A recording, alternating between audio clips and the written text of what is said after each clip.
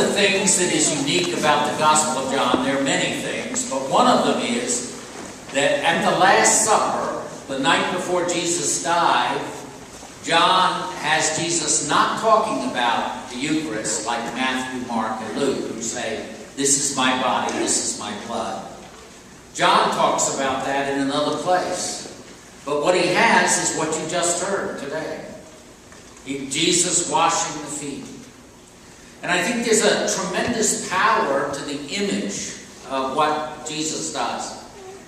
He loved those who were his own in the world, and he would love them to the end, to the last breath, to the last drop of blood. Loved them, us, you, me, completely. And fully aware that everything was in his power. Everything was in his power. That he had come from God and that he was going to God. What was the expression of the fullness of his power? Was to take off his clothes and to begin to wash his disciples' feet. And then as you know, later on he says, "What I have done, you must do." For the best expression of who God is the God that washes my feet and washes your feet. It's the God who is there to forgive. It's the Father waiting for a prodigal son to come home. That's the best image of God. Not the man on the throne, not the judge. Maybe God is all those things. But the image that Jesus presents, when he's fully his own, in the last moments of his life, when everything counts, John tells us that he wants to wash his disciples' feet, and he wants us to understand finally. And he understands that you and I don't understand fully. That's where Peter is so good, right? He comes to Peter, and Peter says, "No, Lord, it's not right that you should wash my feet." And he says, "I know you don't understand. I know later you will." And I know, Jesus might say to us tonight, we gather for Holy Thursday, "I know you don't understand this gospel," right? That's not the way the world works in 21st century America, right? That's not how you get ahead here. He says, "I understand that." But he says, "You will understand it. You and I will understand it. If we're open to allowing him to speak to our heart." In other words, he knew that Peter would one day understand from the inside out. And he was ready to wait. And he knows that you and I, if we're open, will understand that to serve is to accomplish, is to be like God. To pour your heart out. When in the fullness of your power, as Jesus is talking about, when he's coming from God and going to God, the best expression of who God is the God who would serve us and love us to the end. In just a moment, I'll ask those who are going to be baptized on Saturday, some of the 13 catechumens. They can't join us with the Eucharist tonight because they haven't been baptized. But they can join us tonight to have their feet washed. And why? So better, perhaps, before they can ever receive communion, that they understand that what's the point of receiving the body and blood of Christ if we're not more like Christ? If we're not going to serve? If we're not going to love?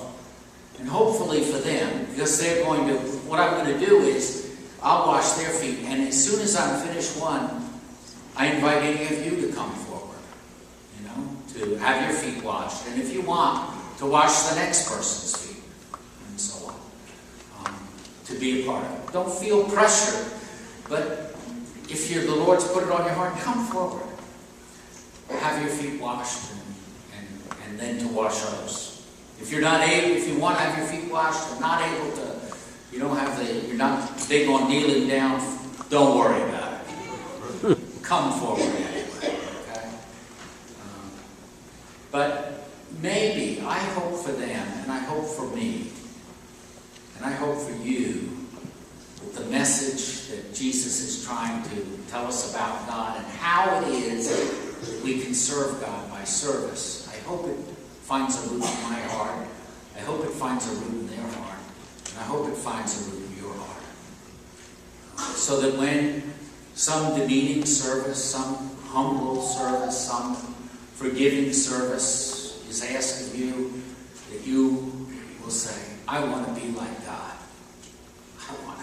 I want to live. I want to feel the real power of love. And the real power of love is to be the last and the servant of all, as Jesus was. En este último año hemos visto muchos gestos del Papa Francisco que no son meras repeticiones de lo que ha aprendido sobre el servicio, sino actualizaciones en el aquí y ahora. Son cosas tan sencillas como desayunar en su cumpleaños con indigentes para su cumpleaños, o repartir boletos para el metro de Roma o tarjetas telefónicas. Eso es lavar los pies de maneras actuales. Todos nosotros, discípulos, encontraremos maneras de lavar los pies a quienes que están a nuestro alrededor. Podría querer decir hacer algún trabajo para aliviar los pies cansados de quienes están a nuestro alrededor. Podría querer decir escuchar para aliviar el cansancio y la fatiga de la vida de un amigo o incluso de un desconocido. Podría significar entregar horas de servicio, aunque sean en un trabajo tedioso, para aliviar el cansancio de otros peregrinos.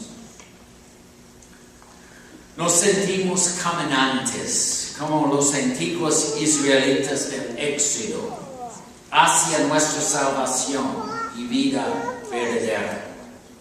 Lavar los pies puede significar también acompañar a nuestros compañeros peregrinos en el camino de la vida. Significa el servicio que hace el Maestro para que nosotros, sus discípulos, lo imitemos sencillamente en toda nuestra vida. Sabemos con certeza que no se trata solo de un gesto, no, sino de un anuncio de una vida futura, plena, alegre, salvada. Y sabemos que no lo hacemos solos ni sin alimento, porque es Jesús mismo quien se nos da en el alimento, en su cuerpo y sangre, en su perdón, en su amor. Entonces, nosotros queremos servir como Jesús, como Dios ha servido a nosotros. So, my friends, I ask the servers